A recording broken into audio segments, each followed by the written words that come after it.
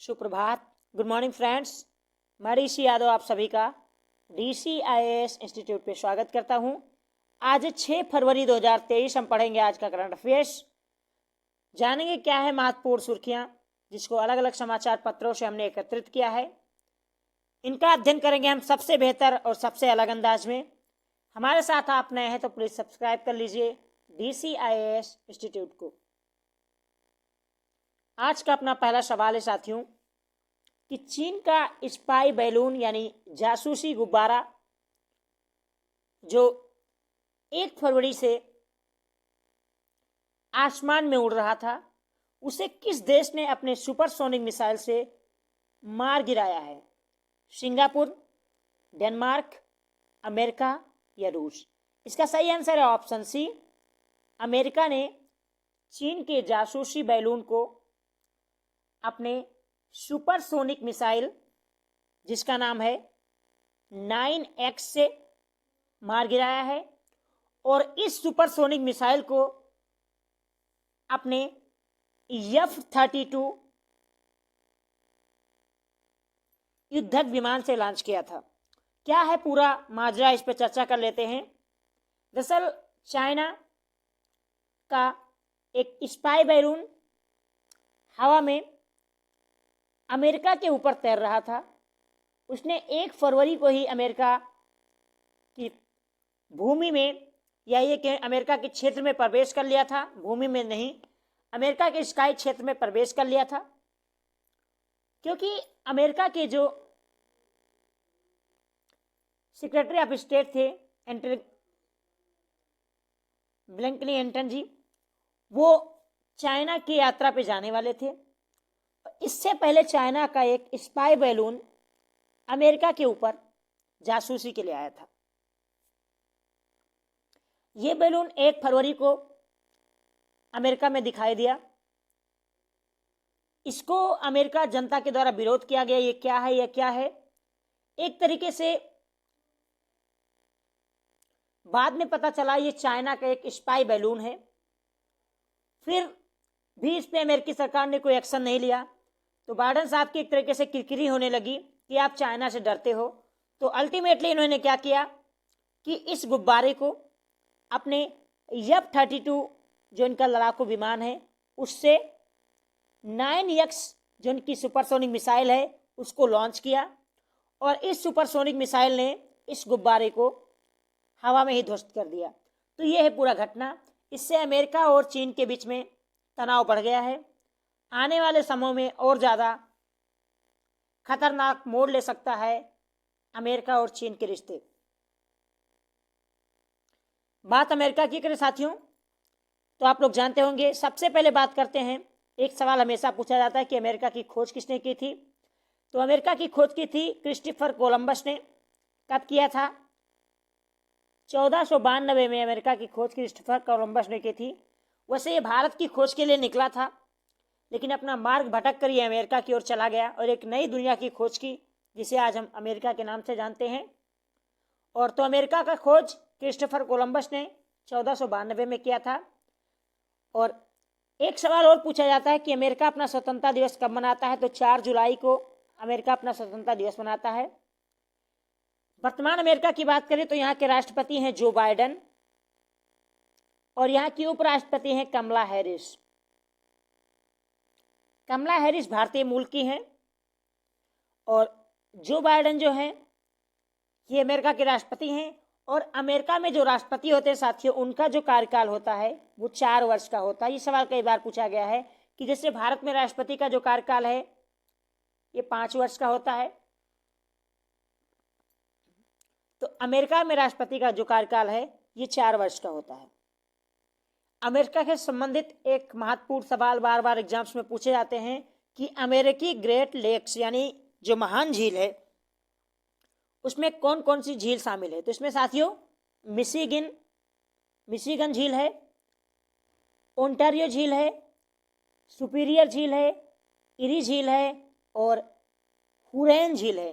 तो ये वो झील हैं जो अमेरिका की महान झीलों में शुमार हैं। इन्हें आप याद कर लीजिएगा। अमेरिका में कई महत्वपूर्ण पठार हैं जो बार बार PCS जैसे एग्जाम्स में पूछे जाते हैं। कि ये पठार किस देश में पाए जाते हैं। जैसे मैं बात करूं लारेंसियन पठार या लारेंसिया का पठार, अगर आपसे पूछा जाए कि लारेंसिया का पठार किस देश में है या लारेंसियन पठार किस देश में है, तो उसका सही आंसर होगा अमेरिका। दूसरा है ओजार्क पठार, अगर आपसे ये भी सवाल पूछा जाए कि ओजार्क पठार किस देश में है, तब भी आपका आंसर अमेरिका होगा। और कोलंबिया का पठार अगर पूछा जाए तो उसका भी आंसर अमेरिका होगा। और एक और पठार है जिसको हम कोलोरेंड पठार के नाम से जानते हैं। तो कुल मिला के अगर पठार की बात करें तो लारेंसिया का पठार अमेरिका में स्थित है, ओजार्क का पठार अमेरिका में स्थित है, कोलंबिया का पठार अमेरिका में स्थित है और कोलोरेंड का पठार भी अमेरिका में स्थित है। अमेरिका में आपको रॉकी पर्वत मिलेगी साथियों, जो नॉर्थ से लेके साउथ दिशा में है, यानी उत्तर से दक्षिण दिशा में फैली ये रॉकी पर्वत कनाडा, अमेरिका और मैक्सिको 3 देशों में फैली हुई है। तो अगर आपसे सवाल पूछा जाए कि जो रॉकी पर्वत है, पहला सवाल आपसे पूछा जा सकता है किस महाद्वीप में है, तो उत्तरी अमेरिका महाद्वीप में। कितने देशों में फैला हुआ है, अगर ये सवाल पूछा जाए तो 3 देशों में, कनाडा, यूएसए और मैक्सिको। आप सभी को पता होगा। अगर आपने अमेरिका, उत्तरी अमेरिका महाद्वीप का कभी जिंदगी में मानचित्र देखा है तो आप पाओगे ऊपर कनाडा है, उसके बाद ये बीच वाला यूएसए है, उसके नीचे मैक्सिको है, फिर बहुत सारे छोटे छोटे देश हैं, होंडुरास, निकारागुआ, पनामा सिटी तक आप जाओगे जहाँ पनामा नहर है जो उत्तरी अमेरिका को दक्षिणी अमेरिका महाद्वीप से अलग करती है। एक सवाल ये भी पूछा जाता है कि उत्तरी अमेरिका महाद्वीप की सबसे ऊंची चोटी कौन सी है, तो साथियों सबसे ऊंची चोटी जो उत्तरी अमेरिका महाद्वीप की है वो है माउंट मैकेंजले। माउंट मैकेंजले उत्तरी अमेरिका महाद्वीप की सबसे ऊंची चोटी है और इसकी जो ऊंचाई है 6194 मीटर है और ये रॉकी पर्वत श्रेणी के अंतर्गत आता है, मतलब रॉकी माउंटेन्स के अंतर्गत आता है। पर्वत श्रेणी की बात करूं तो ये अलास्का श्रेणी का भाग है। तो माउंट मैकेंजले उत्तरी अमेरिका महाद्वीप की सबसे ऊंची चोटी है, 6194 मीटर है। इसके अलावा मैंने आपसे बात की उत्तरी अमेरिका महाद्वीप के बारे में, अमेरिका के बारे में बात की हमने कि जो प्लेटू है, जो पठार है, इसमें हमने बात की। एक तो लारेंसियन पठार अमेरिका में है, ओजार्क पठार अमेरिका में है, कोलंबिया का पठार अमेरिका में है और कोलोरेंड पठार अमेरिका में है। इसके अलावा अमेरिका में साथियों जो घास पाई जाती है उसे प्रेरीज घास का मैदान कहते हैं। जो घास के मैदान वहाँ पे प्रेरीज घास के मैदान हैं और ये जो घास के मैदान साथियों ये शीतोष्ण घास के मैदान हैं। घास के मैदान 2 प्रकार के होते हैं, एक उष्ण एक शीतोष्ण। तो प्रेरीज घास के मैदान उत्तरी अमेरिका महाद्वीप में पाए जाते हैं। और आप सभी को पता है कि अमेरिका पैसिफिक ओशन के किनारे स्थित है। अगर मैं मान लूं कि ये अमेरिका है, ये अमेरिका महाद्वीप है, आप सभी लोग जानते हैं, ऊपर कनाडा है, नीचे USA United state of America, इसके नीचे मैक्सिको है, तो यहाँ पे पैसिफिक ओशन है और ये आपका उत्तरी अमेरिका महाद्वीप है। पैसिफिक ओशन जो है, एक यहाँ पर जो प्लेटें होती है ओशियन प्लेट होती है। आपने कॉन्टिनेंटल अगर थ्योरी पढ़ी है तो आप पाओगे एक महाद्वीपीय प्लेट होती है, एक महाद्वीपीय प्लेट यानी कॉन्टिनेंटल थ्योरी होती है और एक महासागरीय प्लेटें होती है जिसको ओशियन प्लेट कहते हैं। तो पैसिफिक ओशन की जो प्लेटें हैं ये ओशियन प्लेट हैं, जबकि उत्तरी अमेरिका महाद्वीप की जो प्लेटें हैं ये कॉन्टिनेंटल प्लेट हैं। और जहां पर साथियों ओशियन प्लेटें और कॉन्टिनेंटल जो प्लेट होती हैं एक दूसरे के आसपास स्थित होती हैं, वहां पे ये प्लेटें जानते हो, आप लोग जानते होंगे कि ओशियन प्लेट जो होती है, महासागरीय जो प्लेटें होती हैं भारी होती हैं, बेटर देन महाद्वीपीय प्लेटों के, यानी महाद्वीपीय प्लेटों से ज़्यादा भारी होती हैं ओशियन प्लेट। और इसकी वजह से क्या होता है, ये नीचे बैठ जाती हैं और इसमें क्षरण होता है। क्षरण होने की वजह से यहाँ पर क्या होता है, अक्सर भूकंपीय घटनाएं देखी जाती है, ज्वालामुखी का उद्गार होता है। ऐसे में उत्तरी अमेरिका महाद्वीप में कई बहुत सारे ज्वालामुखी पाए जाते हैं, जिसमें अगर मैं अमेरिका की बात करूं, यूनाइटेड स्टेट ऑफ अमेरिका की, तो यूनाइटेड स्टेट ऑफ अमेरिका में 3 महत्वपूर्ण ज्वालामुखी पाए जाते हैं, जिसमें है शास्ता ज्वालामुखी, इसके अलावा साथियों रेंडियर ज्वालामुखी। तो ये सवाल पूछा जा सकता है कि शास्ता ज्वालामुखी पर्वत कहाँ है या ज्वालामुखी कहाँ है? तो इसका सही आंसर होगा अमेरिका। रेंडियर ज्वालामुखी कहाँ है? अमेरिका में। और एक है हुड, हुंड नामक ज्वालामुखी जो है यह भी अमेरिका में है।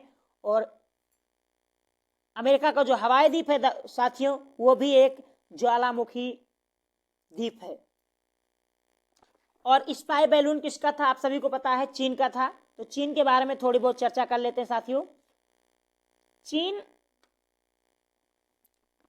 क्षेत्रफल की दृष्टि से दुनिया का तीसरा सबसे बड़ा देश है, जबकि जनसंख्या के हिसाब से दुनिया का पहला देश है।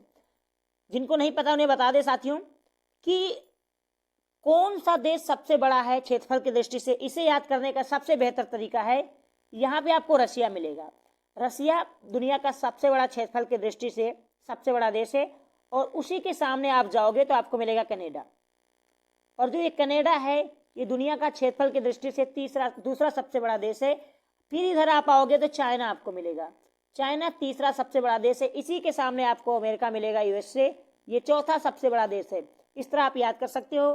भारत के बारे में आप लोग जानते हो कि भारत दुनिया का 7वां सबसे बड़ा क्षेत्रफल की दृष्टि से देश है। तो इस तरह चाइना दुनिया का क्षेत्रफल की दृष्टि से तीसरा सबसे बड़ा देश है, जबकि जनसंख्या के मामले में दुनिया का नंबर 1 देश है। और चीन की साथियों जो राजधानी है वो है बीजिंग। बीजिंग हेडक्वार्टर है एससीओ का, संघाई जो कॉर्पोरेशन ऑर्गेनाइजेशन है, जिसकी स्थापना 15 जून सन 2001 को हुई थी, जिसमें पाकिस्तान, भारत भी 2017 में शामिल हुआ था। और चीन के जो राष्ट्रपति हैं वो हैं शी जिनपिंग साहब। अब हमारे साहब कह देने से कोई इसका अलगाववादी सोच से मत जोड़ना, एक तरीके से निकल जाता है। बाकी मेरे लिए मेरा देश सबसे ऊपर है। और जिस तरह अमेरिका में साथियों लॉरेंसिया पठार है, ओजाक पठार है, कोलंबिया पठार है, कोंड का पठार है, कोलरेन पठार है, इसी तरीके से चीन में भी 2 महत्वपूर्ण पठार हैं जो बार बार एग्जाम में पूछे जाते हैं। एक तो है गोबी का पठार। अगर आपसे सवाल पूछा जाए कि गोबी का पठार किस देश में स्थित है, तो चाइना में है। और एक है लोयस का पठार। जी हाँ, लोयस का पठार, ये तो कई बार एग्जाम में पूछा गया कि लोयस का पठार किस देश में है, चाइना में है। साथियों ये पीसीएस जैसे एग्जाम में पूछे जाते हैं। और चीन में कई महत्वपूर्ण नदियां हैं साथियों, उससे सवाल पूछा जाता है। जैसे एक नदी है यांगत्से नदी, तो ये सवाल पूछा जाता है यांगत्से नदी किस देश में स्थित है। आपके सामने ऑप्शन दे दिया, अगर जापान, दक्षिण कोरिया, ताइवान, चाइना, तो आप भटक जाएंगे। इसलिए यांगत्से जो नदी है इसको पीली नदी के नाम से भी जाना जाता है, इन्हें याद कर लीजिए आप। और ये चाइना में स्थित है। और चीन की जो सबसे बड़ी नदी है उसका क्या नाम है, अगर ये सवाल पूछा जाए तो यांगत्सी क्यांग, यांगत्सी क्यांग, ये चाइना की सबसे बड़ी नदी है, ये सवाल पूछा जाता है। और एक सवाल हमेशा चीन से पूछा जाता है कि चीन का दीवार किसने बनवाया था। जी हाँ, the great wall of China के बारे में आप लोग जानते होंगे। तो चीन का दीवार किसने बनवाया था और कब बनवाया था, ये सवाल पूछा जाता है। एसएससी, रेलवे जैसे एग्जाम में कई बार पूछा गया है। तो चीन का दीवार जो थे, चीन के प्रथम जो सम्राट थे उनके द्वारा बनाया गया था, जिनका नाम था किन शी हुआंग। इनका नाम आप नोट कर सकते हैं, किन शी हुआंग। तो किन शी हुआंग ने चीन की दीवार को बनवाया था। और कब बनवाया था, अगर ये सवाल आप से अगर आप पूछा जाए तो 220 से लेके 226 ईस्वी के बीच में चीन की दीवार को चीन के प्रथम सम्राट किन शी हुआंग के द्वारा बनवाया गया था। और साथियों इस चीन की दीवार को 1980 में यानी 1980 में यूनेस्को ने इसे वर्ल्ड हेरिटेज साइट का दर्जा भी दिया है। तो ये थे साथियों चीन तथा अमेरिका से संबंधित कुछ महत्वपूर्ण तथ्य जो आपके एग्जाम बेस से काफी इंपॉर्टेंट थे। अगला सवाल है साथियों कि एथनॉल उत्पादन के लिए उत्तर प्रदेश सरकार ने किस देश के साथ समझौता किया है। सिंगापुर, डेनमार्क, अमेरिका या रूस। इसका सही आंसर है ऑप्शन बी, डेनमार्क के साथ एथनॉल उत्पादन के लिए उत्तर प्रदेश सरकार ने समझौता किया है। दरअसल उत्तर प्रदेश एथनॉल उत्पादन में प्रथम स्थान रखता है पूरे देश में। भारत में सबसे ज्यादा जो एथनॉल का उत्पादन होता है वो उत्तर प्रदेश के द्वारा किया जाता है। क्योंकि एथनॉल क्या है साथियों, मैं आपको बता दूं, एथनॉल एक एल्कोहल है जो एथिल एल्कोहल के नाम से भी जाना जाता है। एथनॉल को एथिल एल्कोहल के नाम से भी जाना जाता है। तो एथेनॉल एक अल्कोहल है जिसका फॉर्मूला होता है C2H6O। C2H6O ये है एथेनॉल। और ये प्राप्त कहाँ से किया जाता है? तो चीनी उत्पादन से जो बचा हुआ अवशेष होता है, जैसे सपोज दैट जो चीनी का उत्पादन किया जाता है, तो चीनी उत्पादन के बाद जो बचा हुआ अवशेष होता है, उसी अवशेष से एथेनॉल का निर्माण किया जाता है। और एथेनॉल को हम फ्लैक्स फ्यूल के नाम से भी जानते हैं। इसे हम फ्लैक्स फ्यूल के नाम से भी जानते हैं। फ्लैक्स फ्यूल के नाम से क्यों जानते हैं साथियों? क्योंकि इसका उपयोग पेट्रोल के विकल्प के रूप में किया जा रहा है। एक तरीके से भारत ने पेट्रोल में 20% एथेनॉल मिलाने का जो टारगेट रखा है उसको पूरा कर लिया है। और प्रेजेंट टाइम में जो पेट्रोल है साथियों, इस पेट्रोल में 20% एथेनॉल मिलाया जाता है और 80% जो मिलाया जाता है वो होता है गैसोलीन। तो केवल पेट्रोल से गाड़ियां नहीं चलती साथियों, इस पेट्रोल में 20% एथेनॉल यानी C2H6O और 80% गैसोलीन भी मिलाया जाता है। अगर मैं एथेनॉल की बात करूं साथियों, तो एथेनॉल के उत्पादन में पूरी दुनिया में अमेरिका पहले स्थान पे है, जबकि ब्राजील दूसरे स्थान पे है। एथेनॉल उत्पादन में आप याद कर लीजिए, अमेरिका पहले पायदान पे है और ब्राजील दूसरे स्थान पे है।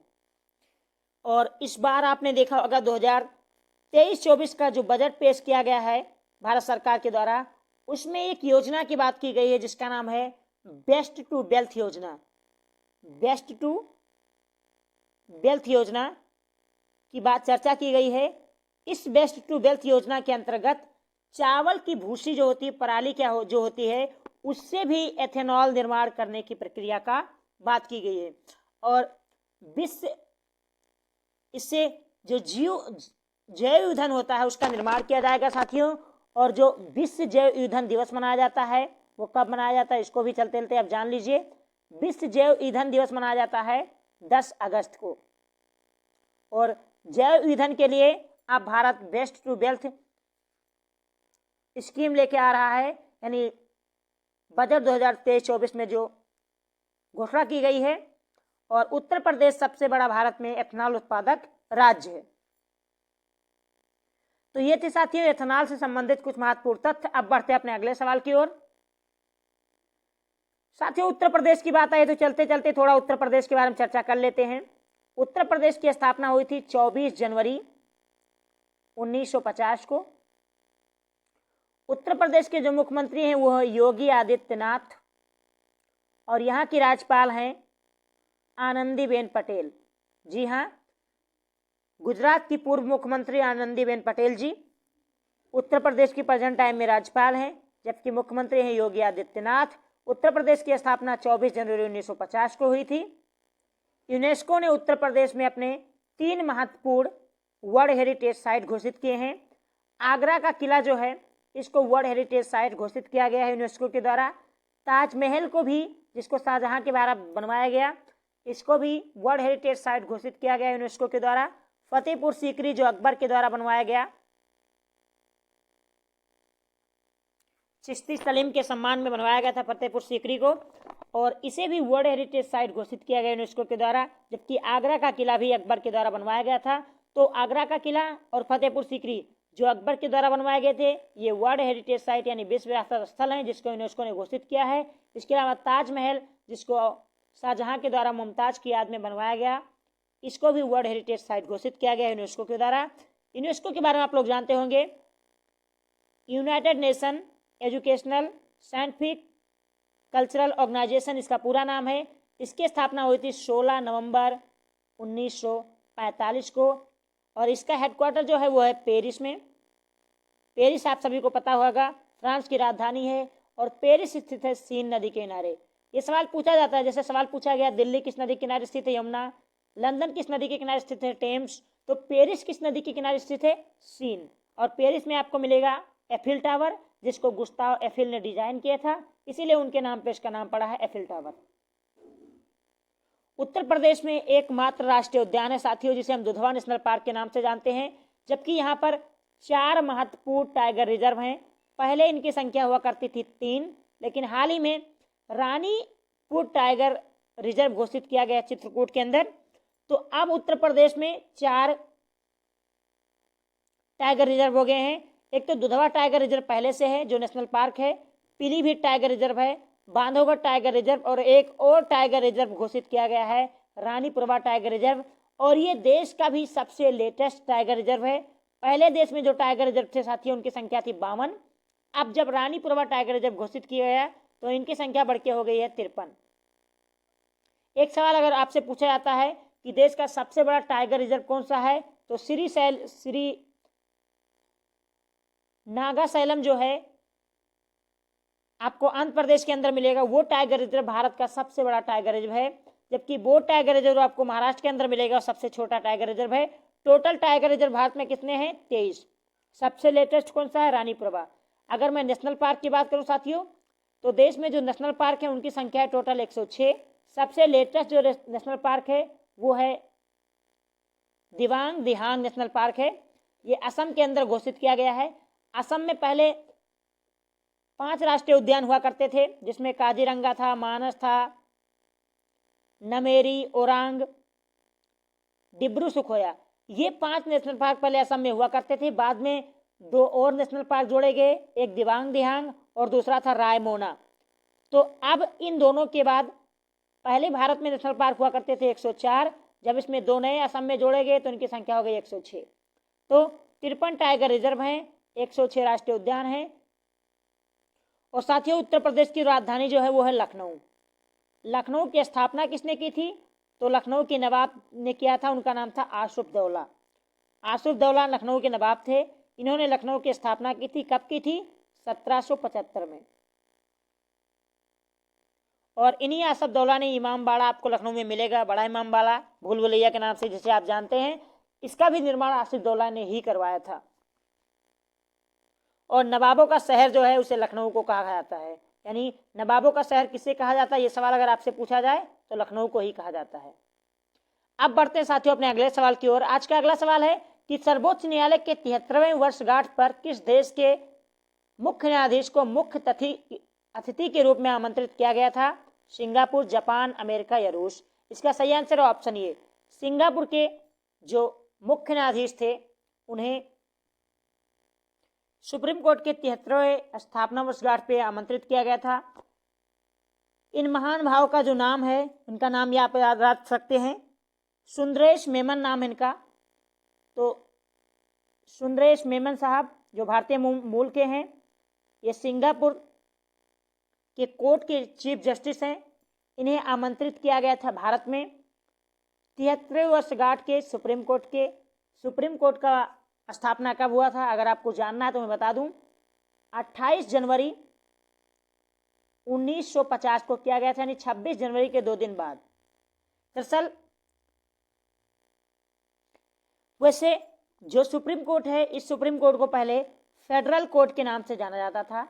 इस फेडरल कोर्ट की स्थापना ब्रिटिश गवर्नमेंट के द्वारा 1 अक्टूबर 1937 को की गई थी। आप बात समझने की कोशिश कीजिए, 1 अक्टूबर 1937 को भारत शासन अधिनियम 1935 के तहत फेडरल कोर्ट की स्थापना की गई ब्रिटिश गवर्नमेंट के द्वारा। ओके, जब हमारा देश स्वतंत्र हुआ, देश ने अपना खुद का संविधान बनाया, उसके बाद इस कोर्ट का नाम बदल दिया गया और एक तरीके से नए तरीके से स्थापना की गई। हालांकि कोर्ट वही था, बस स्थापना एक नए तरीके से की गई। कब की गई? स्वतंत्रता तो आप सभी को पता 1947 में मिली थी। संविधान का गठन हुआ था 26 जनवरी 1950 को लागू किया गया था और उसके 2 दिन बाद यानी 28 जनवरी 1950 को सुप्रीम कोर्ट की स्थापना की गई। तो फेडरल कोर्ट जो 1 अक्टूबर 1937 को स्थापित किया गया था, उसी का एक तरीके से नया रूप 28 जनवरी 1950 को अस्तित्व में आया, भारतीय सुप्रीम कोर्ट के रूप में। जब साथियों सुप्रीम कोर्ट बना था तब इसमें टोटल 8 जज हुआ करते थे, यानी 7 + 1, 7 अन्य जज थे, जबकि 1 चीफ जस्टिस थे। CGI थे, चीफ जस्टिस ऑफ इंडिया। और इस समय जो संगठन है, अगर मैं संरचना उसकी बात करूं तो इस समय टोटल 34 हैं, 33+1, यानी अब 33 अन्य जज हैं, जबकि एक हमारे चीफ जस्टिस हैं, CGI हैं। इस समय DY चंद्रचूड़ यानी धनंजय यशवंत चंद्रचूड़ साहब सुप्रीम कोर्ट के चीफ जस्टिस हैं। और साथियों, जब ये फेडरल कोर्ट हुआ करता था तो इसे चेंबर्स ऑफ प्रिंसेस के नाम से जाना जाता था, जो भारत का संघीय भवन था। बाद में नई दिल्ली के तिलक रोड पे 22 एकड़ में फैला हुआ सुप्रीम कोर्ट बना। तो 22 एकड़ में फैला हुआ है देश का सुप्रीम कोर्ट, अगर आप जानना चाहते हैं। और सुप्रीम कोर्ट में जो साथियों जो जजों की नियुक्ति होती है प्रेजेंट टाइम में, ये कोलेजियम प्रणाली के आधार पे होती है। जैसे भारत के संविधान में जो सुप्रीम कोर्ट या हाई कोर्ट के जजों की नियुक्ति का जो प्रावधान है साथियों, ये महज इतना ही लिखा है कि भारत में सुप्रीम कोर्ट की जजों की नियुक्ति देश के राष्ट्रपति के द्वारा किया जाएगा। किस तरीके से किया जाएगा इसका कोई भी प्रावधान संविधान में वर्णित नहीं है। इसीलिए 1998 में आप पाओगे, जब तीसरा न्यायाधीश मामला आया सुप्रीम कोर्ट में, तो सुप्रीम कोर्ट ने कहा कि अब 4+1 यानी 4 अन्य और एक चीफ जस्टिस ऑफ इंडिया, इनके द्वारा तय किया जाएगा कि सुप्रीम कोर्ट में किस जज को नियुक्त करना है, अपॉइंट करना है। इसमें सरकार की कोई दखलंदाजी नहीं चलेगी। यहीं से आया कोलेजियम सिस्टम। हालांकि इससे पहले 1993 में जब न्यायाधीश का दूसरा मामला आया था सुप्रीम कोर्ट में, तब उन्होंने कहा था कि 2 जजों की जो बेंच होगी वो तय करेगी कि कौन सुप्रीम कोर्ट में जज बनेंगे, कौन नहीं बनेंगे। बाद में 1998 में जब तीसरे जज का मामला आया तो इसकी संख्या बढ़ा के 5 कर दी गई। और पहले जज का जब मामला आया था 1986 के आसपास में, तब इन्होंने कहा था कि राष्ट्रपति से जो परामर्श है उसका मतलब होता है सहमति। बाद में सुप्रीम कोर्ट अपने ही बातों से मुकर गया, क्योंकि आपको पता है कि सुप्रीम कोर्ट को अधिकार है कि वो अपने बात पे अडिग रहे या न रहे, इसके लिए पूर्ण रूप से संविधान में इसका प्रावधान है। और सुप्रीम कोर्ट में साथियों जो जजों की नियुक्ति की जाती थी वो वरीयता के आधार पे की जाती थी, सीनियरिटी के आधार पे, कि जो वरिष्ठतम जज होगा उसे ही सुप्रीम कोर्ट में एज अ चीफ जस्टिस यानी CGI chief justice of India मुख्य न्यायाधीश नियुक्त किया जाएगा सुप्रीम कोर्ट का। लेकिन इसका भी आपको पता है कि 2 बार उल्लंघन किया गया इंदिरा गांधी जी की सरकार में। एक तो 1973 में उल्लंघन किया गया, ये सवाल पूछा जाता है, क्योंकि A.N. रे जो 3 जजों से नीचे थे, यानी A.N. रे से ऊपर भी 3 जज वरिष्ठ थे, उनको सुप्रीम कोर्ट में चीफ जस्टिस अपॉइंट नहीं किया गया इंदिरा गांधी जी के द्वारा। बात को समझिए। और बाद में 1977 का मामला आया। 1977 में एक बार फिर देखा गया कि मिर्जा हमीदुल्ला बेग को, किसको, मिर्जा हमीदुल्ला बेग को भी हंसराज खन्ना के ऊपर वरीयता दी गई। जबकि हंसराज खन्ना साहब जो थे ये उस समय वरिष्ठ जज थे, इनको चीफ जस्टिस नहीं बनाया गया। जबकि मिर्जा हमीदुल्ला बेग को 1977 में चीफ जस्टिस बना दिया गया। तो ये कहीं ना कहीं जो सरकार के द्वारा मनमानी की जाती थी, इसका सुप्रीम कोर्ट के मन में ये बात थी कि सुप्रीम कोर्ट के जजों को एक तरीके से नब्ज पकड़ के रख लिया है भारत की सरकार ने। वो किसे अपॉइंट करे किसे ना करे, कोई मामला, कोई रूल रेगुलेशन भारत सरकार फॉलो नहीं कर रही है। जब शुरुआत से, जब से देश लागू हुआ, संविधान लागू हुआ 26 जनवरी 1950 से, तब से जजों की नियुक्ति सीनियरिटी के अकॉर्डिंग हो रही थी। और अब इंदिरा गांधी जी के सरकार में देखा गया कि जजों को, जो 3 जजों के नीचे थे, उनको सुप्रीम कोर्ट का चीफ जस्टिस बना दिया। 1977 में देखा गया कि मिर्जा हमीदुल्ला बेग को बना दिया गया।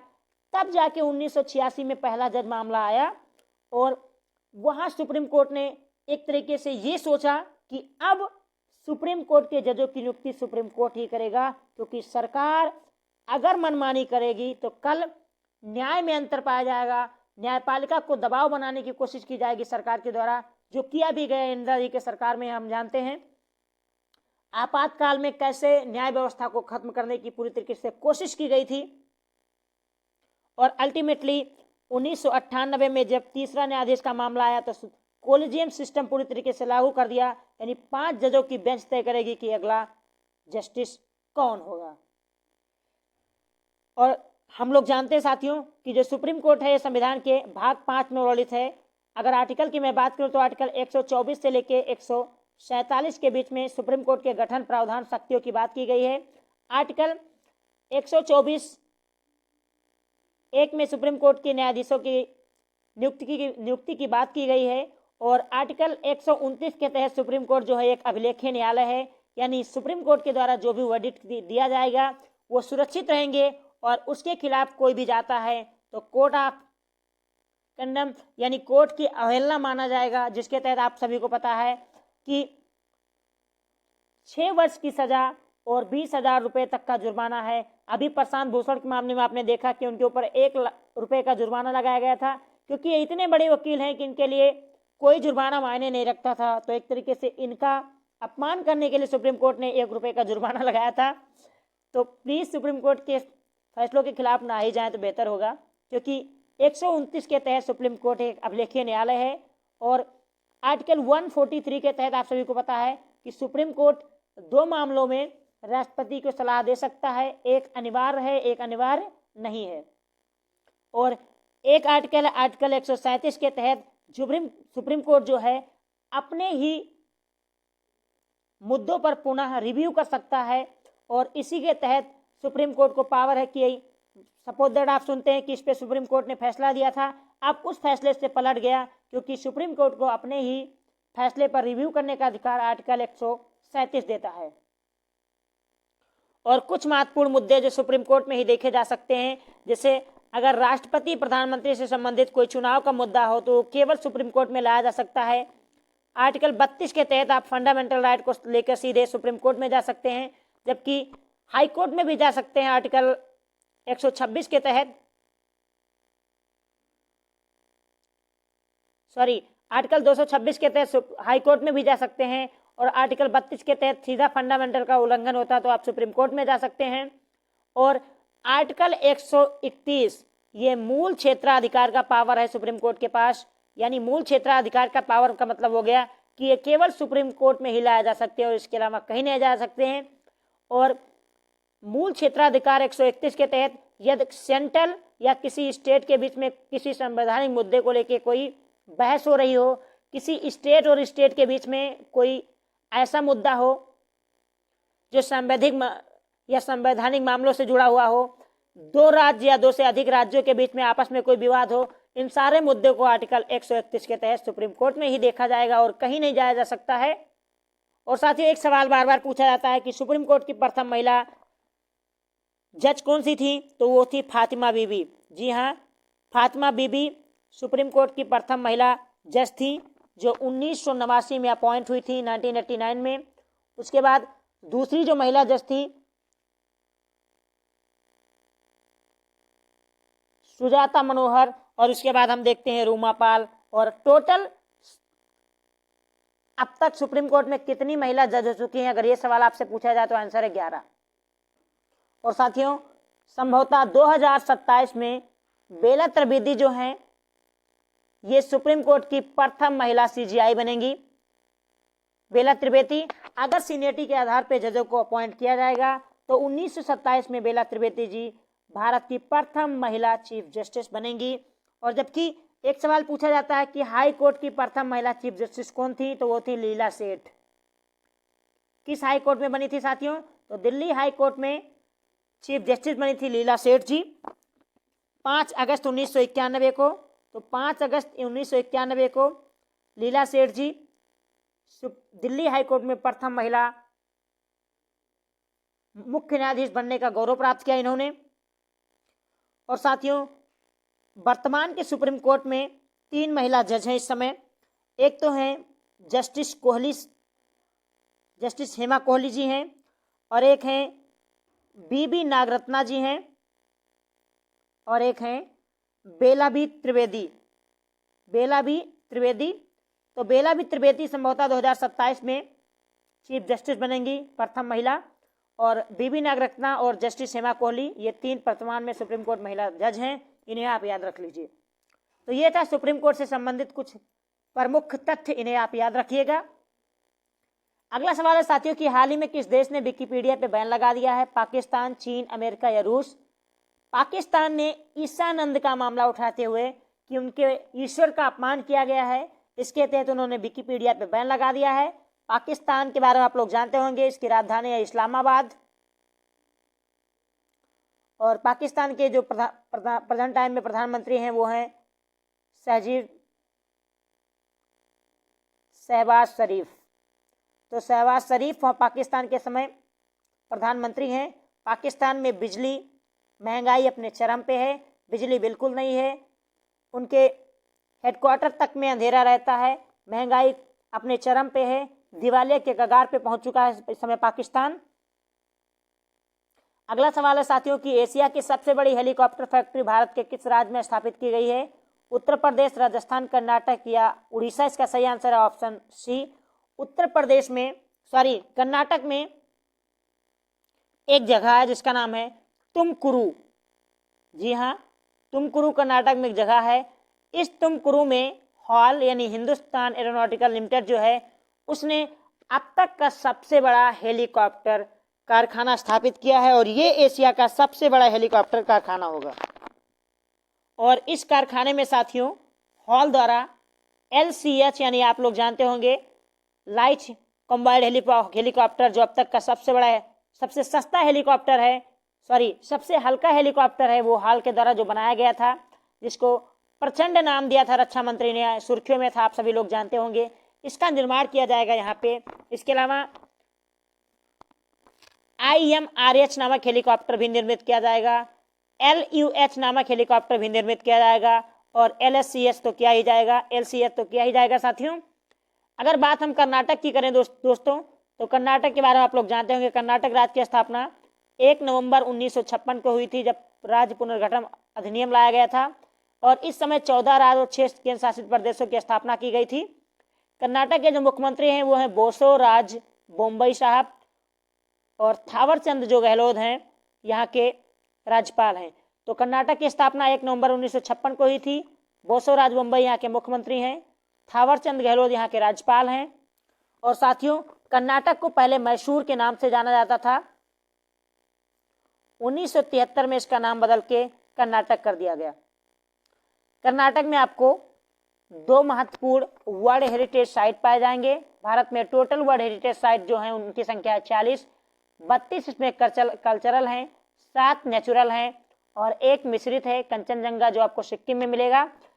इस 40 में से 2 विश्व विरासत स्थल जो है साथियों वो कर्नाटक में है, एक हम्पी के स्मारक और एक पटक्कदकल समूह। और ये वर्ल्ड हेरिटेज साइट लागू कौन करता है या घोषित कौन करता है साथियों? तो यूनेस्को करता है, यानी United Nation Educational Scientific Cultural Organization जो है यूनेस्को, इसके द्वारा वर्ल्ड हेरिटेज साइट की घोषणा की जाती है। टोटल भारत में है 40। सबसे पहले किसे घोषित किया गया था अगर ये सवाल आपसे पूछा जाए तो सबसे पहले साथियों घोषित किया गया था नीलगिरी को। कब किया गया था? तो 1986 में, 1986 में सबसे पहले नीलगिरी को वर्ल्ड हेरिटेज साइट घोषित किया गया था यूनेस्को के द्वारा। साथियों कर्नाटक एक ऐसा राज्य है जिसके पास विधानसभा के साथ साथ विधान परिषद भी है। जी हाँ, केवल भारत में 6 ही ऐसे राज्य हैं जिनके पास विधान परिषद है। उन 6 राज्यों की अगर हम बात करें साथियों तो उसमें उत्तर प्रदेश, बिहार, कर्नाटक, महाराष्ट्र, तेलंगाना और आंध्र प्रदेश। तो ये वो 6 राज्य हैं जिनके पास विधान परिषद है विधानसभा के साथ साथ।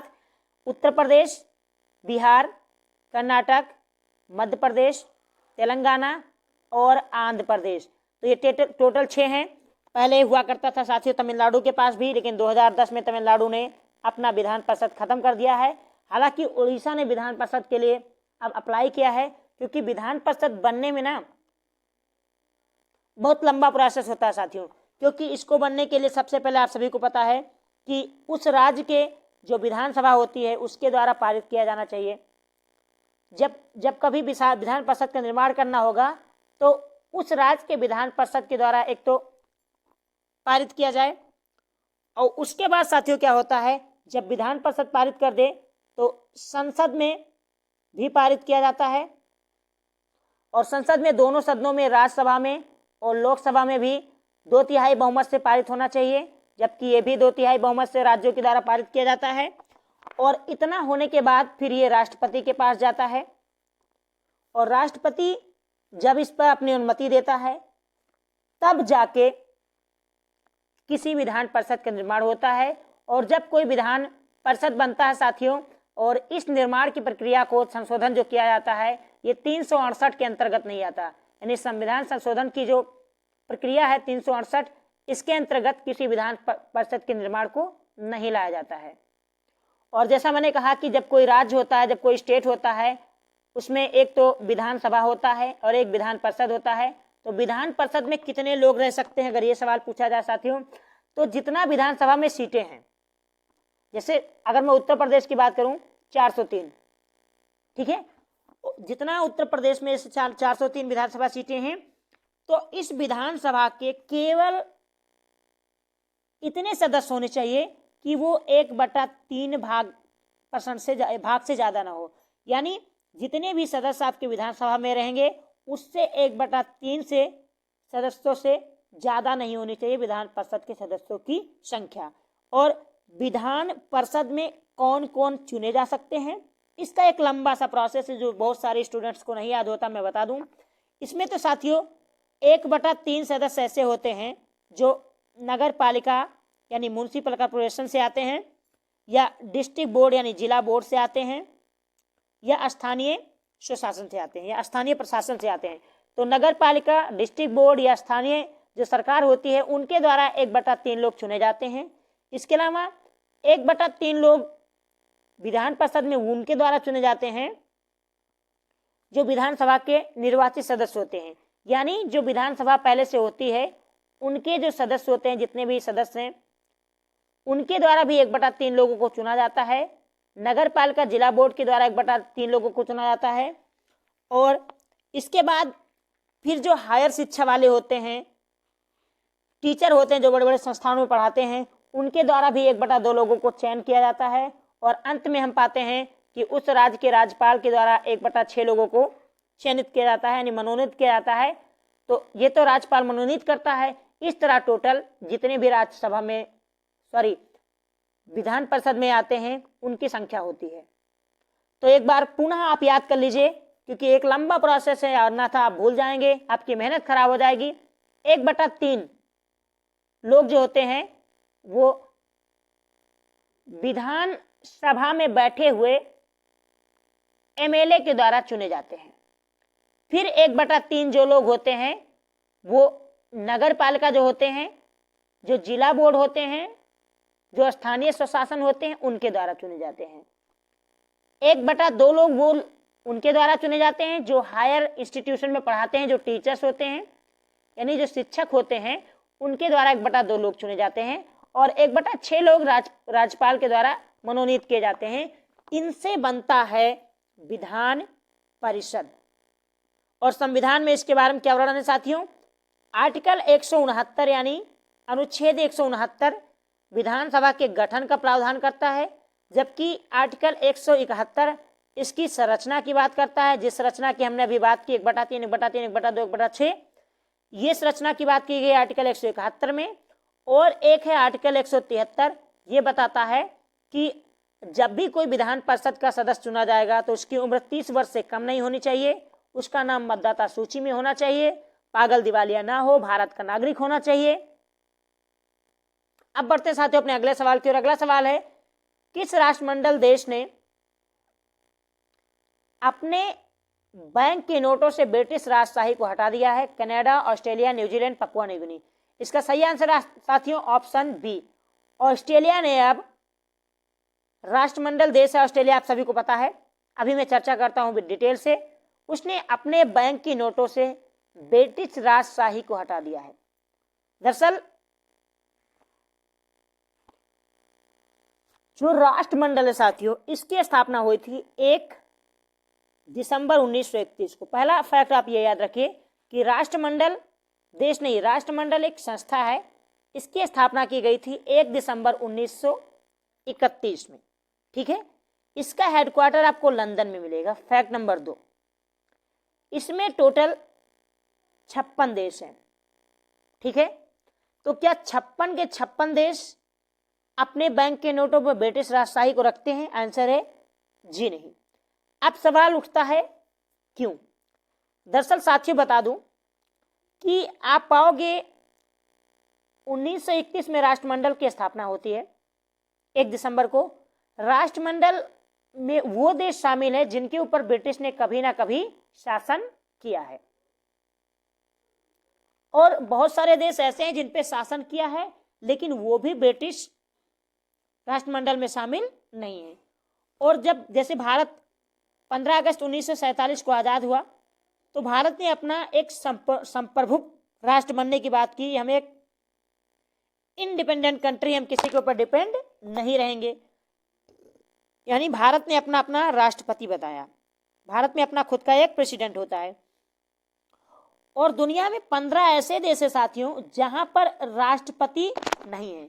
जैसे इंग्लैंड में क्या है, ब्रिटेन में क्या है कि ब्रिटेन में प्रधानमंत्री होते हैं पीएम, जो ऋषि सुनक जी हैं, और वहां पे राष्ट्रपति नहीं होते। जो वहां के राजा या महारानी होते हैं वो एज अ राष्ट्रपति काम करते हैं। जैसे इस समय है चार्ल्स थर्ड, महारानी विक्टोरिया के निधन के बाद चार्ल्स थर्ड ब्रिटेन के राजा बने। और ये ब्रिटेन के राजा जो चार्ल्स थर्ड हैं, ये केवल ब्रिटेन के ही राजा नहीं है, जबकि 15 अन्य देशों के भी राजा हैं, क्योंकि उस देश ने राष्ट्रपति पद का सृजन नहीं किया है, जबकि उसने सोचा क्यों खर्चा बढ़ाएं, ब्रिटेन का ही शासन है और राष्ट्रपति का जो पद है वो नाम मात्र ही होता है। ब्रिटिश के जो राजा का पद है वो नाम मात्र ही है, जैसे भारत में राष्ट्रपति का है, तो क्यों ना इन्हें बना दे, एक तरीके से अपना खर्चा बच जाएगा। तो उसी तरीके से Australia, Canada, Papua New Guinea जैसे 15 अलग अलग देश हैं जिन्होंने राष्ट्रपति पद का सृजन नहीं किया है। इस समय जो चार्ल्स थर्ड हैं इंग्लैंड के राजा, वही उनके सब कुछ हैं, राष्ट्रपति मान लीजिए आप, राजा मान लीजिए। अब ऑस्ट्रेलिया ने क्या किया है कि इस ब्रिटिश राजशाही का जो फोटो था वो अपने बैंकों के द्वारा जो नोट पे छापे जाते थे उन्हें बंद कर दिया। बोला भैया बंद, क्योंकि आपको पता है कि ऑस्ट्रेलिया एक उभरता हुआ देश है, तो जिसके पास ताकत आती तो धीरे धीरे वो क्या करता है, विदेशी इतिहास को खत्म करना चाहता था। तो अल्टीमेटली ऑस्ट्रेलिया ने राजशाही के फोटो को हटा दिया है। अगला सवाल है साथियों कि मॉर्गन स्टैनली जो एक अमेरिकन कंपनी है, किसे भारत में कंट्री हेड के रूप में नियुक्त किया है? सुधीर कुमार, अमित कश्यप, अरुण कोहली या दिलीप मिश्रा? इसका सही आंसर है ऑप्शन सी, अरुण कोहली। ये आजकल बहुत ज्यादा सुर्खियों में था, मैं 2-3 दिन से सोच रहा था इसे अपने न्यूज में कवर करना है, अल्टीमेटली आज मैंने कवर कर लिया। तो अरुण कोहली को मॉर्गन स्टैनली जो एक अमेरिकन कंपनी है, इसका हेडक्वार्टर न्यूयॉर्क में आपको मिलेगा, इसने भारत में कंट्री हेड नियुक्त किया है अरुण कोहली को। अगला सवाल है साथियों कि ऑस्ट्रेलियन ओपन महिला एकल खिताब किसने जीता? पुरुष एकल खिताब हमने बताया था आपको कि सर्बिया के नोवाक जोकोविच ने अपना ऑस्ट्रेलियन ओपन खिताब जीतते हुए राफेल नडाल की बराबरी कर ली थी। हमने बताया था कि 10वां ऑस्ट्रेलियन ओपन खिताब अपने नाम किया था राफेल नोवाक जोकोविच ने। और अब महिला खिताब किसने जीता आपको बताना है। सेरेना विलियम्स ने, एलेना राय बाकिया ने, सानिया मिर्जा ने या आरेना सवालेंका ने? इसका सही आंसर है ऑप्शन डी, आरेना सवालेंका ने एलेना रायबिका को हराते हुए ऑस्ट्रेलियन ओपन एकल खिताब अपने नाम कर लिया है। तो इसका सही आंसर है ऑप्शन डी।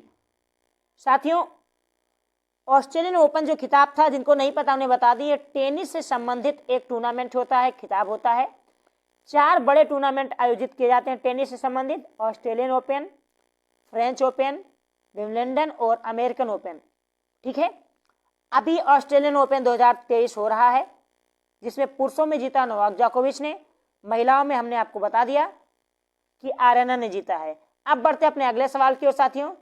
अगला और 9वां सवाल है कि विश्व कैंसर दिवस कब मनाया जाता है? 1 फरवरी को, 2 फरवरी को, 3 फरवरी को या 4 फरवरी को? इसका सही आंसर है ऑप्शन डी, 4 फरवरी को मनाया जाता है विश्व कैंसर दिवस।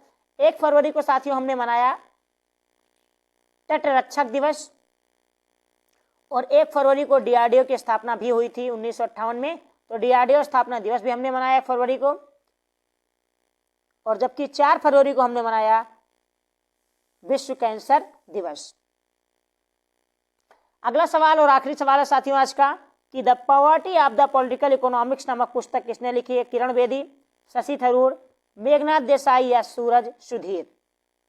तो साथियों किरण बेदी के द्वारा जो हाल ही में एक पुस्तक लिखी गई थी उसका नाम था फियरलेस गवर्नेंस, यानी फियरलेस गवर्नेंस जो गवर्नेंस लिखी थी वो किरण बेदी जी ने लिखा था। जबकि शशि थरूर साहब की अगर बात करें तो एक महान लेखक, इन्होंने हाल ही में एक बुक लिखा था Ambedkar a life book, Ambedkar a life book, Ambedkar a life book नामक पुस्तक लिखी थी शशि थरूर ने। जबकि किरण बेदी ने लिखा था फियरलेस गवर्नेंस, यानी बिना डरी हुई सरकार। और the poverty of political economics पुस्तक लिखी साथियों मेघनाथ देसाई, यानी ऑप्शन सी ने। सूरज सुधीर जी की बात कर लें तो इन्होंने भी एक पुस्तक लिखा था कोविड के ऊपर, जो कोविड में वैक्सीन भारत ने कैसे पूरी दुनिया को मुहैया करवाया, इसके ऊपर इन्होंने एक किताब लिखी थी जिसका नाम है breaking a vowel storm India's कोविड-19 वैक्सीन स्टोरी, इस पूरी पुस्तक का नाम है। इसको लिखा था सूरज सुधीर और अक्षय चंदोकर ने मिलकर। मनसुख मांडविया जो हमारे स्वास्थ्य मंत्री हैं उनके द्वारा इस पुस्तक का विमोचन किया गया था। तो ये थे साथियों आज के टॉप 10 सवाल। सेशन बड़ा हो गया है क्योंकि मैं बहुत ब्रीफ में पढ़ाना समझता हूं और इसलिए हमारा सेशन आज बड़ा हो गया। फिलहाल आप लोग हमारे साथ जुड़े इसके लिए आपका बहुत बहुत धन्यवाद। आप सभी का दिन शुभ हो और हमारे साथ अब तक सब्सक्राइब नहीं किए हैं सर तो प्लीज़ सब्सक्राइब कर लीजिए DCIAS इंस्टीट्यूट को। जय हिंद, जय भारत।